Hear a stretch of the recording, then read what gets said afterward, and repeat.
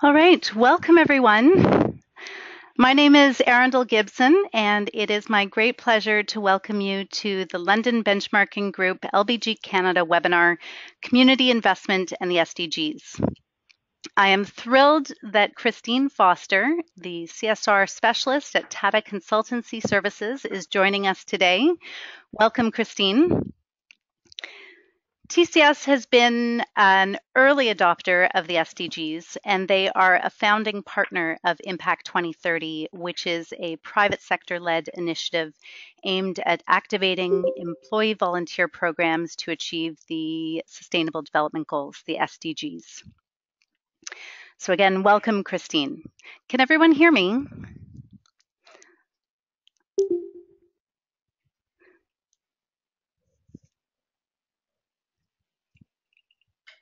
There's a chat box. Thank you, Susan. Wonderful. All right. Now we do have a number of participants on the call today. If you're able to mute yourselves, that would be great. We are getting a little bit of feedback, but by all means, you're welcome to interject throughout the session, and we will get started. Okay.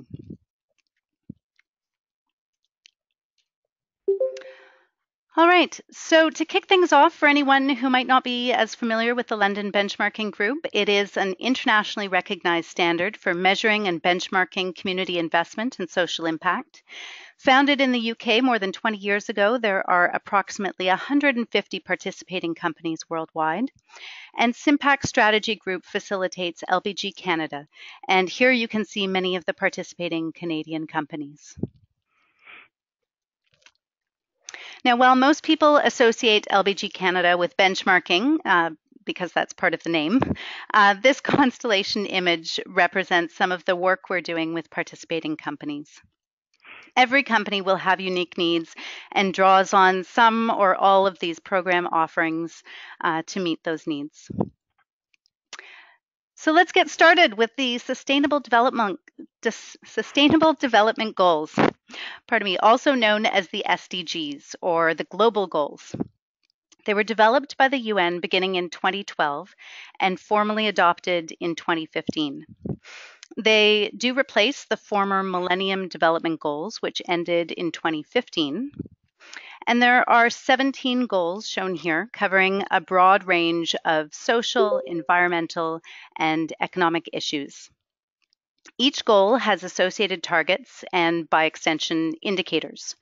Now, we're going to get into the targets and the indicators in just a moment, but I do want to say that in the 2 years since the SDGs have launched, there has been a tremendous global uptake on the SDGs from government, corporations, not-for-profit organizations, and individuals.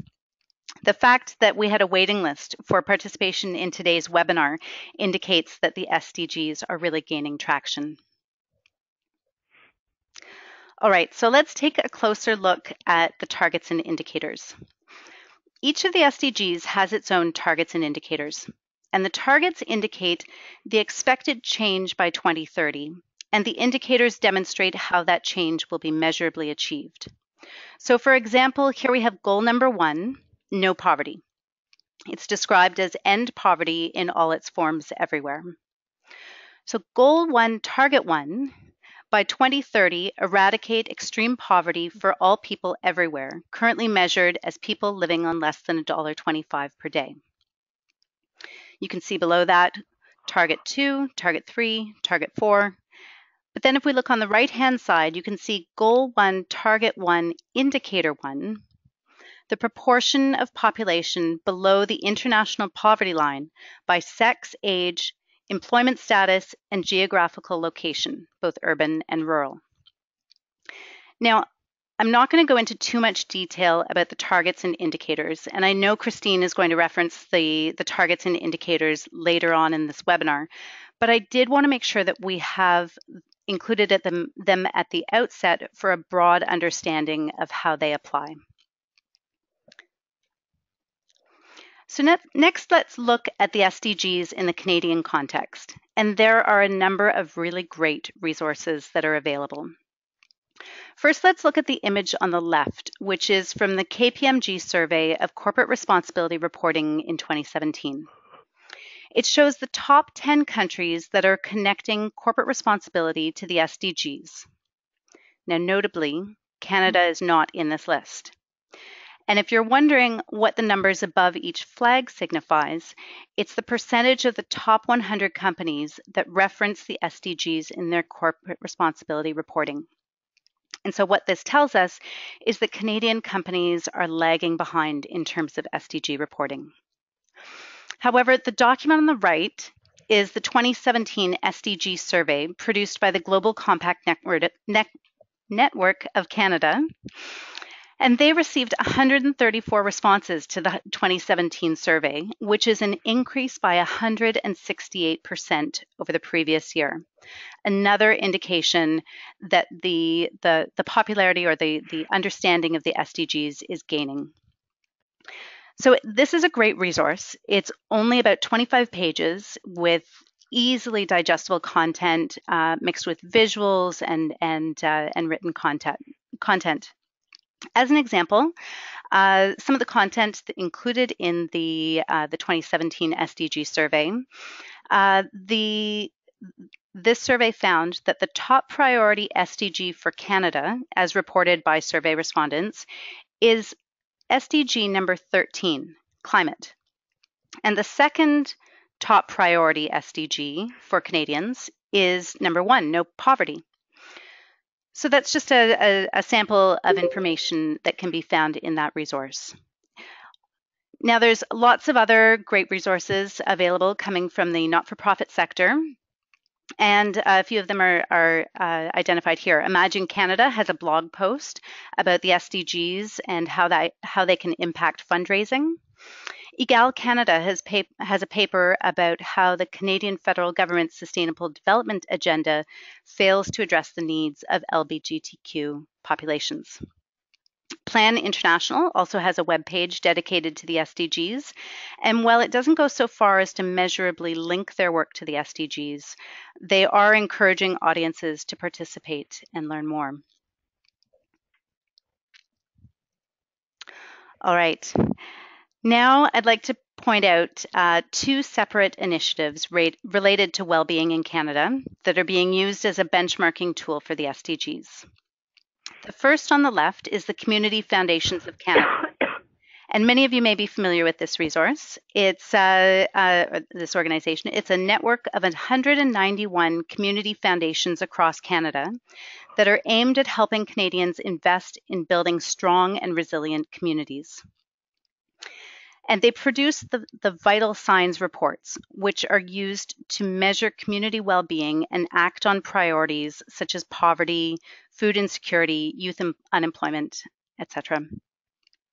The Community Foundations of Canada have mapped the vital signs reports to the SDGs. And then on the right-hand side, we also have the Canadian Index of Well-being. And this framework provides a complete picture of well-being, incorporating a set of 64 social, health, economic, and environmental indicators that are contributing to quality of life in Canada. Brian Smale and Margot Hilbrecht at the University of Waterloo have mapped the Canadian Index of Well-being to the SDGs. Now, by doing this, both the Canadian Foundation of Canada and the Canadian Index of Wellbeing can demonstrate the impact of the SDGs on the Canadian well-being over time. And my point in sharing these with you today isn't to overcomplicate things, but it's very possible that you might be asked, how will we know if the SDGs have achieved any impact or change in Canada? And you can refer to the Community Foundations of Canada and the Canadian Index of Wellbeing. All right, so last year, my colleague Brian Thiedemann embarked on an exercise to map the LBG Canada community investment data to the SDGs. And he looked at community investment transactions above a certain threshold and mapped it to SDG indicators. What we found is that the top 3 SDGs by these companies' community investment programs are goal number 11, sustainable cities and communities, goal number 4, quality education, and goal number 3, good health and well-being. However, it's important to note that this was a very broad mapping exercise and didn't go into detail about the outcomes or impacts. It's also important to note that these are the top 3 SDGs as expressed through community investment data. It's only a portion of the SDG story that a company might want to communicate. It's entirely possible that many of the LBG Canada companies are supporting additional SDGs through other business units. For example, perhaps operations has a mandate to reduce emissions by 50% over the next 4 years. That could be contributing to SDG goal number 13, climate action. Perhaps HR wants to demonstrate impact to goal number 8, good jobs and economic growth, with an inclusive hiring plan targeting new immigrants. So it's important to note that while this is a valuable information, it is just a piece of the story. All right, so now we're going to get into some of the challenges. And despite the growing interest in uptake in SDG reporting, 17 goals and 169 targets can seem daunting. As community investment practitioners, you might be asking yourselves any of these questions. How do I demonstrate the business case to senior leadership? Do I need to align with all 17 goals or just a few? If not, how do I know which ones? And how do I get started, and what does the process involve? So we're going to address each of these challenges, and Christine Foster from Tata Consultancy Services is going to demonstrate the approach they took. So let's get started with this one, gaining leadership buy-in. We've heard from a variety of community investment practitioners that gaining leadership buy-in seems to be a challenge. So I'd like to draw your attention to this resource, the SDG Compass, the Guide for Business Action on the SDGs. It's a comprehensive document produced by GRI, the UN Global Compact, and WBCSD. It's about 30 pages. It's got lots of visually digestible information, including a 5-step process. However, I will say that this resource is more intended for organization-wide mapping to the SDGs versus a community investment specific approach. But what I've extrapolated in the bubble is the section titled Understanding the SDGs, which includes 2 pages about understanding the business case for SDG alignment. Among other things, it looks at how the SDGs can mitigate risk and positively impact stakeholder relations, both of those being 2 good business case solutions that you could take to senior leadership. So now I'd like to take a pause and ask participants on the call today if you've been in the situation where you needed to demonstrate the business case for the SDGs, and if so, what was the approach that you took?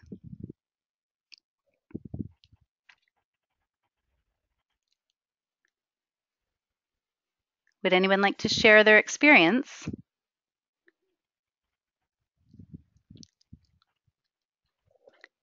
All right, well, I can share an example from a community investment practitioner that I spoke with recently who wanted to make the business case for SDG alignment to the senior leadership team. And he decided to focus on customers and was able to identify that the majority of the company's customers were demonstrating some type of alignment with the SDGs. So armed with this information, he was able to communicate the business case to his senior leadership team.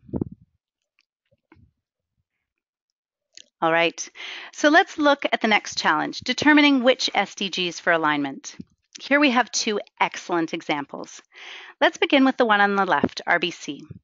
This image is from their published Corporate Citizenship Report for 2017, and they're demonstrating how their focus areas link to 8 SDGs. On the left-hand side, there's a brief statement about what they're doing to align with the SDGs, and on the right-hand side, they go into further detail by listing the specific targets. What I love about this is that it's informative, focused, and succinct. Now let's look at tech resources on the right. Remarkably, they've demonstrated alignment with all 17 SDGs. And if you go to the tech website, you can see how this image is interactive. And by clicking on any of the SDGs, you get a brief description that appears about the SDGs and how tech demonstrates their alignment. It's a fabulous resource, but I do think that aligning to all 17 SDGs is an ambitious endeavor. So now, Christine Foster at Tata Consultancy Services is going to take us through the approach they took, and it is my great pleasure to welcome Christine. Thank you. Thank you so much. And thank you to LBG Canada for hosting me today.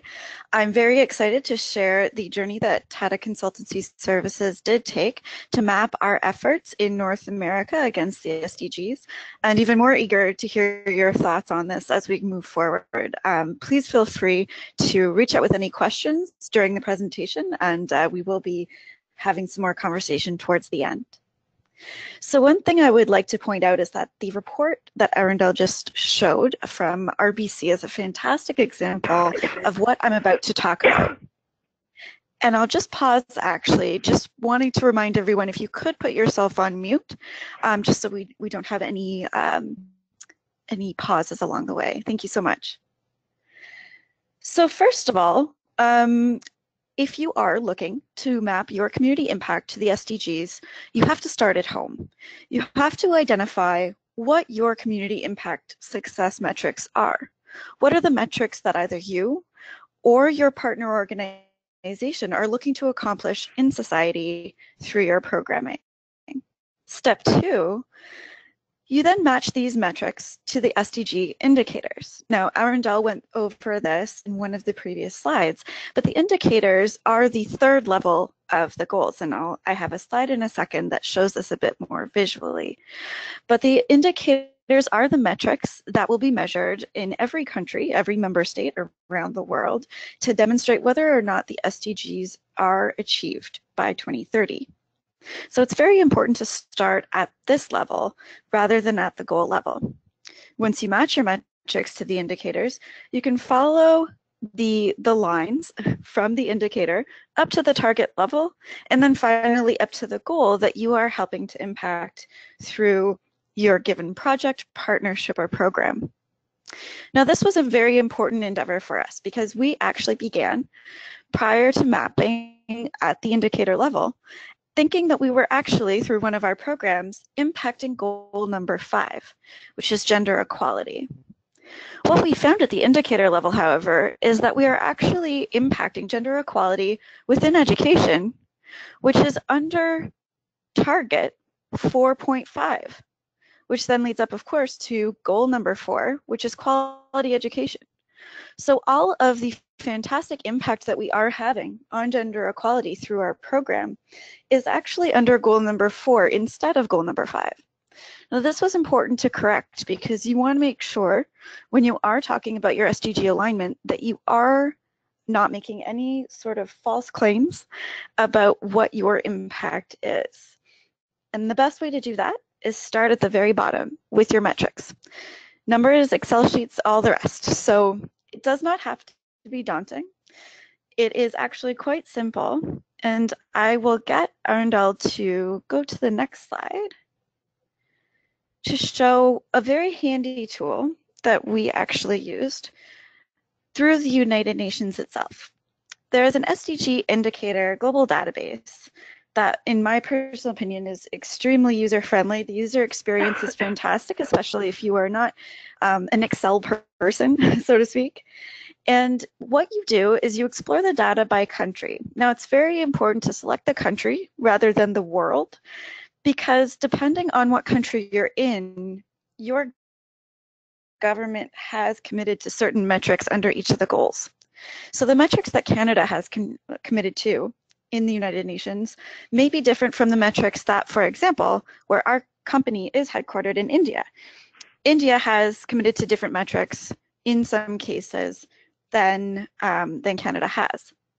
So if you sort the data by country, in this case Canada, and then you click on the green Go button, that will populate all of the indicators under the SDGs that country is mapping. Now, of course, this can be a little tedious if you are trying to work and compare with your own metrics. So if we go to the next slide, this will show what the Excel sheet looked like.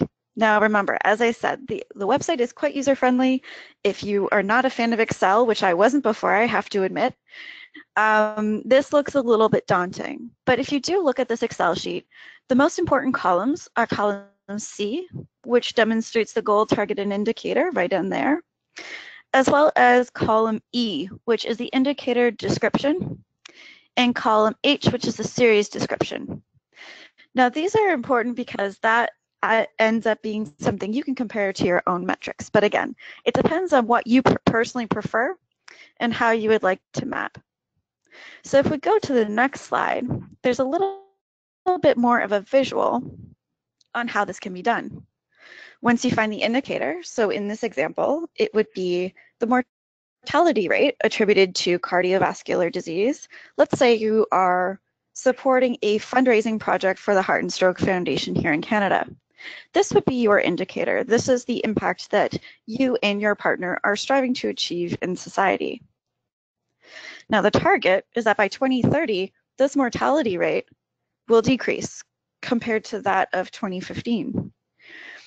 And as you follow that upwards, once again, the larger, more simplified narrative is that you are having an impact on SDG number 3. Now, one of the things I did want to mention is that all of this, as you can tell from this example, may be something that you are already contributing to. This is not so much an exercise in changing course on what you are trying to achieve through your community impact programs and projects, but rather it's more about language change management. And that may be easier to sell, especially when you're talking about leadership buy-in. You are probably doing this already, and this gives you a common language, not only between yourself, if you are, let's say, a company, and your nonprofit partners, but also UN agencies, governments, member states, academia. Everyone is using this same language across the globe. Now, even within larger organizations, multinational corporations, international organizations, these provide a common language across those as well. Within TCS specifically, we are now able to talk to other geographies about similar goals, similar metrics, from Canada to India to Sweden, whereas before each of these geographies actually were working towards their own metrics. So even just in that, there's a lot of utility to mapping just to provide that common language, both externally and internally to whatever organization you happen to be in.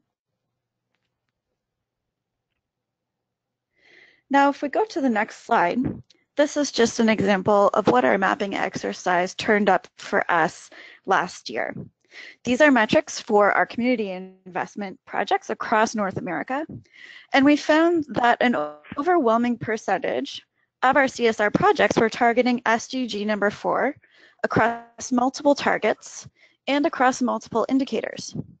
However, the target that was overwhelmingly supported by these efforts, almost 50% of our resources, were going into SDG target 4.5 and several indicators under 4.5.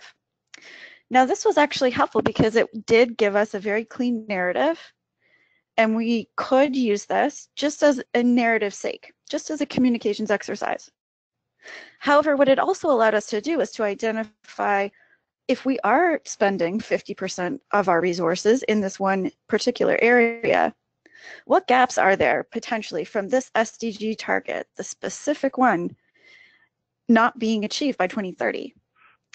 Now, SDG target 4.5 calls out certain populations of note, which are, there's gender disparity, people with disabilities, visible minorities, and Indigenous populations.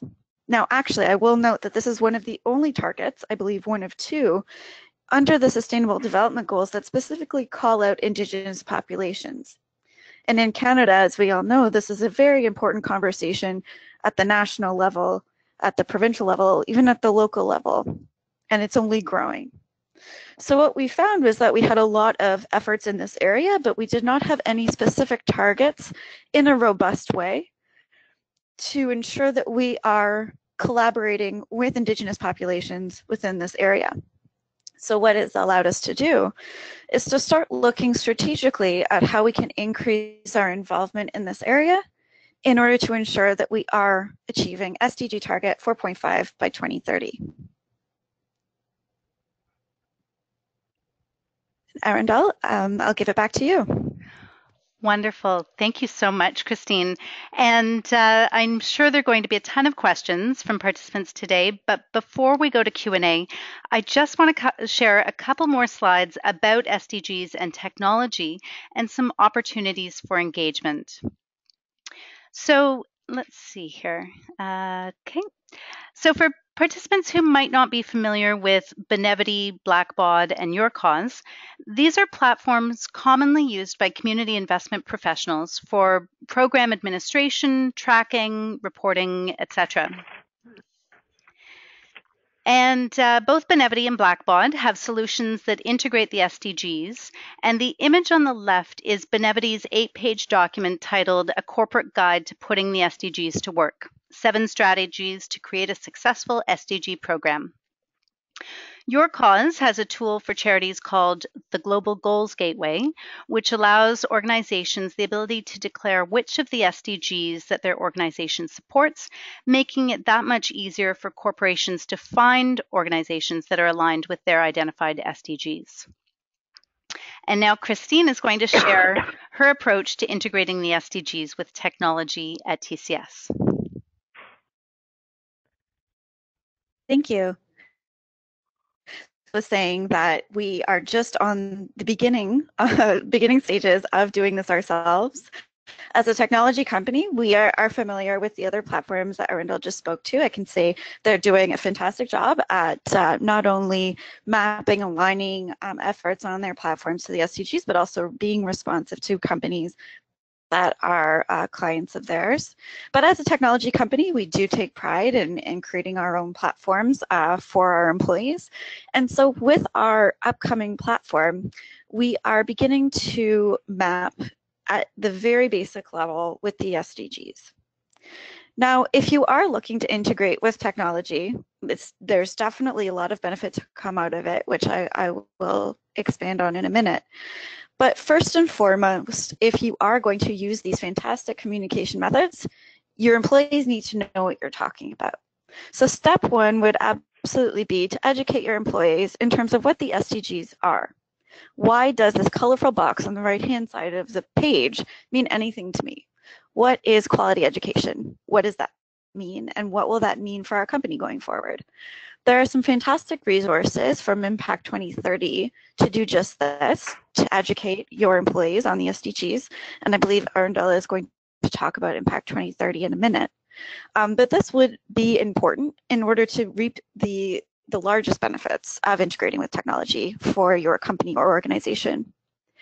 Step two would be to manually map your activities to the SDGs, just as I had shown earlier, making sure that any engagement or project or program is mapped by an individual or team in order to ensure that the metrics are legitimately linked to those indicators, as we had talked about before.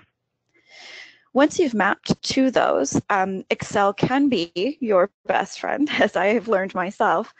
And once you do map against a program, so let's say, for example, TCS has a flagship STEM education program called Go IT.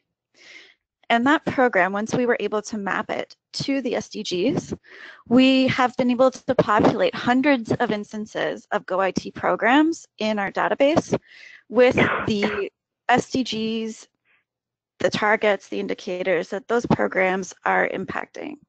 As soon as you do it for one program and you have multiple iterations of that program, it's easily automated. The same way with some partners, if partners are consistently working towards certain metrics, which are aligned with certain indicators, that automatic mapping is quite simple following the initial manual mapping. But that stage of manual mapping is quite important. The automated mapping is something we are definitely striving towards, although don't have yet, so stay tuned. But the database that you would then be able to pull from your online platform that is automatically mapped would be fantastic for reporting. So the dream is to be able to automatically populate monthly, quarterly, year-end reports with what impacts you are having on the SDGs as part of that.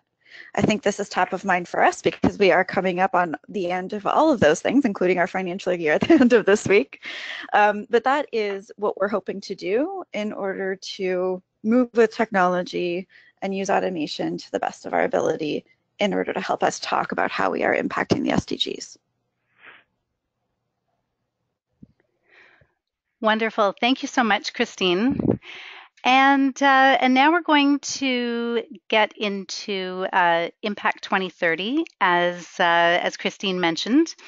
And for those of you who were at the LBG Canada and Realized Worth conference back in November, you might have met Sue Stevenson from Impact 2030. And Impact 2030 is a private sector-led initiative in collaboration with the UN, social and public sectors, and academia aimed at activating employee volunteer programs to achieve the SDGs. And I'm just going to share with you a brief but very well produced video that really goes into detail about the Impact 2030. And I also want to point out that Balaji Ganapathy, head of workforce effectiveness at Tata Consultancy Services, makes an appearance. So be sure to watch for that.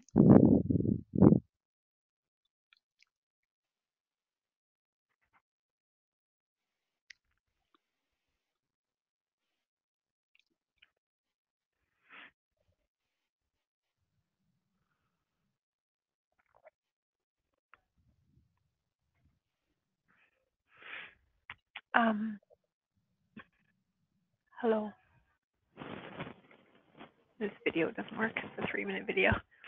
I went to the branch, just so you know, on Friday, and they did like,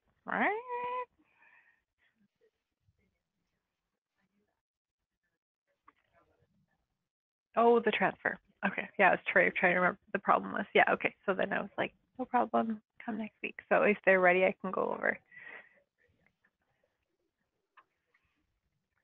Arundella, I don't think there is volume, but I do think that somebody may not be muted. Where's my? Okay. All right. All right. It sounds like we're not getting the audio.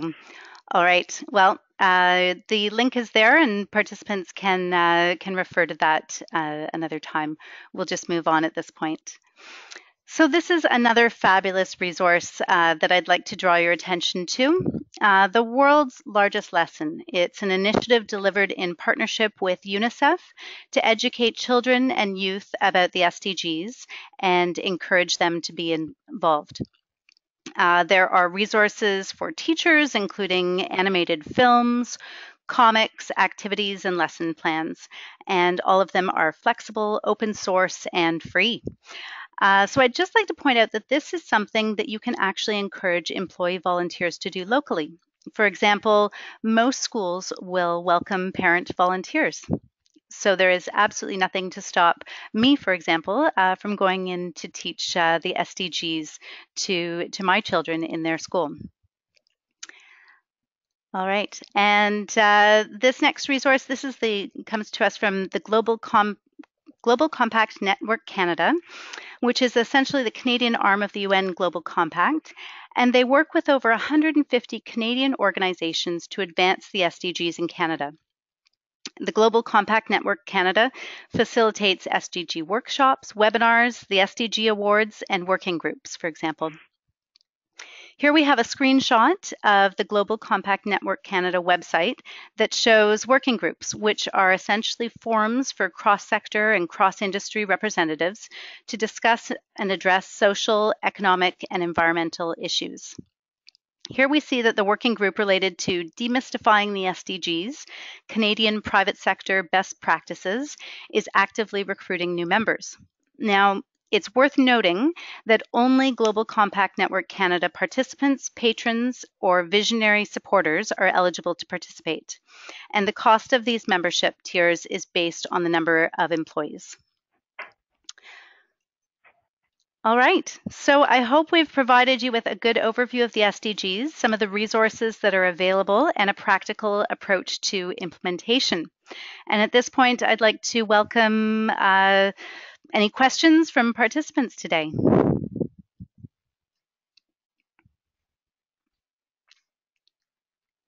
You can either speak out or type them into the chat box, whichever is your preference. All right, I will start with a question for Christine. Christine, how long did it take you to conduct the mapping exercise? And were there any key learnings that you experienced along the way? Absolutely. So I think once the projects and their own success metrics were understood from our end or from our partners, the mapping did not take a long time. So as long as you have a good understanding of what you are aiming to achieve through your ongoing activities, mapping is actually quite a simple activity. I would say that I learned to love Excel, which I absolutely did not before, because even this simple program can actually automate some of the mapping for you. So as I was mentioning earlier, for our flagship program, Go IT, once we were able to map that, we were automatically able to map hundreds of our activities and resource allocations that would have taken a lot longer had we had to do it ourselves. That was the same with some of our other engagements with partners. And in fact, we had some partners who had already self-identified what they were mapping towards, so that mapping took no time at all. So one thing that I would just encourage anybody looking at mapping their own activities or projects, programs to the SDGs is to look internally first, as well as discussing with some of your partners, because you may not be aware, but a lot of partners across Canada are already mapping themselves as well. That's great. Thank you so much, Christine. And we have a question here in the chat box about the priorities for companies were climate and poverty, but the LBG Canada Company Community Investment Program mapping didn't reflect that. And I would just say that, as I mentioned when we were looking at that LBG Canada mapping slide, it was a very broad overview. It only reflected the community investment program. So it was just a snapshot of what companies are focusing on. And I would absolutely say that that LBG Canada companies are, many of them are working towards a variety of SDGs, and I'm sure that the overall impact would identify that. Yeah. Any other questions that I can facilitate from participants? Don't hesitate to write them in the chat box or reach out, but I will move on. Christine, what recommendations would you give to a community investment practitioner participating on the call today who's considering SDG alignment? I would definitely recommend that if you are considering SDG alignment, to pay attention to the detail. Sometimes it feels better to go faster. However, in this case, you want to make sure that you're not making any false claims when you're talking both internally and externally about your impact. Many companies prefer, though, to discuss their impacts at the goal level, which is understandable because there are those fantastic icons, and there is a simplified message that goes along with that. However, you need to make sure first that your efforts at the indicator level do indeed impact the overarching goals that you are claiming to impact. So I would just say, again, pay attention to the indicators. You may already have partners that are doing that for you. But once you do look at the indicator level, the metrics are quite simple. They wouldn't be anything beyond what you are likely looking at already. And that ensures that any message that you use both internally and externally is true to form. Great, thank you. Any other questions from participants? Oh, here we have, how did you first introduce the SDGs to your leadership team? Christine, this is specifically addressed to you. How did you first introduce the SDGs to your leadership team as part of the overall strategy, or was it a separate conversation? Well, thanks, Pete. This is a great question. And unfortunately, I may not be a lot of help on this topic. TCS is also part of a larger conglomerate called Tata Sons. And Tata is a very active company in the United Nations Global Compact, as well as some other engagements with the United Nations.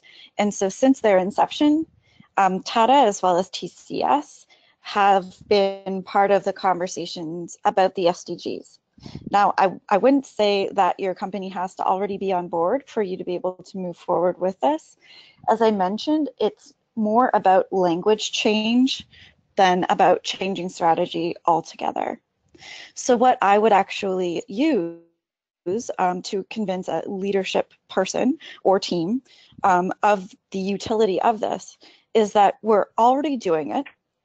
Here is a global language, cross-sectoral language we can use to talk about it that amplifies our narrative across not only geographies, but also across the stakeholders we are looking to impact every day. That's great. Thank you, Christine. I have one more question for you, Christine, but certainly if there's others who are participating on the line, please don't hesitate to ask your questions. So many of the webinar participants today will be at different stages of impact reporting. Is this a tool that companies can use regardless of where they're at on their impact measurement journey? I would absolutely say yes. So actually prior to TCS, I was in consulting in the community impact space. And I did work with companies that were at the very beginning of their impact measurement journey. So if you're familiar with a logic model, which basically outlines a project's inputs, outputs, outcomes, and impacts, I did work with a lot of companies that were simply at the input metric stage. They hadn't quite been able to get to the stage of understanding their outputs and outcomes and even impacts of their projects. They were still mapping to the SDGs. They were able to do this not only in terms of what the end goal was for them, but also in terms of what their partners were communicating were the outputs, outcomes, and impacts of their programming.